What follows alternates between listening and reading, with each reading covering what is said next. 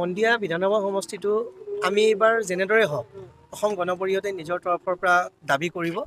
গতিকে আমি মন্দিয়া বিধানসভা সমষ্টিটো কেনেদৰে আমি অসম গণ পৰিষদৰ পতাকাখন ইয়াতে উৰাব পাৰোঁ বা মিত্ৰজোঁটৰ পতাকাখন উৰাব পাৰোঁ, তাৰ বাবে আমি বদ্ধপৰিকৰ আৰু আমি আমাৰ কামত সেইবাবে লাগি গৈছোঁ। আজি তত্ত্বাৱধায়ক হিচাপে মই আহি ইয়াতে উপস্থিত হৈছোঁ। আমাৰ দলীয় সতীৰ্থসকল, আমাৰ অগ্ৰজসকল আৰু আমাৰ অনুজসকল সকলোৰে লগত আমি বহি এটা আলোচনাত মিলিত হৈছোঁ আৰু কেনেদৰে সংগঠনটোক ইয়াতে শক্তিশালী কৰিব পৰা যায় সেই বিষয়ে আমি নিজৰ এটা নতুন ধৰণে চিন্তা চৰ্চা আৰম্ভ কৰিছোঁ। সমাগত পঞ্চায়ত নিৰ্বাচনত ইতিমধ্যে ওলাইছে যে AGP-য়ে বা BJP-য়ে অকলৰে নিৰ্বাচনত অৱতীৰ্ণ হ'ব। এই ক্ষেত্ৰত কেনেকুৱা প্ৰস্তুত?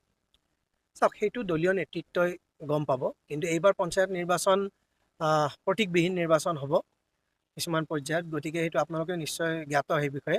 গতিকে পঞ্চায়ত নিৰ্বাচনত কেনেদৰে সঠিক প্ৰাৰ্থী বিবেচনা কৰি নিৰ্বাচিত কৰি লৈ যাব পৰা যায় সেইটোৰ ওপৰতে এইবাৰ আমি গুৰুত্ব দিম অসম গণ পৰিষদ দলে। মন্দিয়া সমষ্টিৰ ৰাইজক কি আহ্বান? মন্দিয়া সমষ্টিৰ ৰাইজক আমি এই ক'ব বিচাৰোঁ যে যোগ্য প্ৰাৰ্থীজনৰ ওপৰত আপোনালোকে গুৰুত্ব দিয়ক।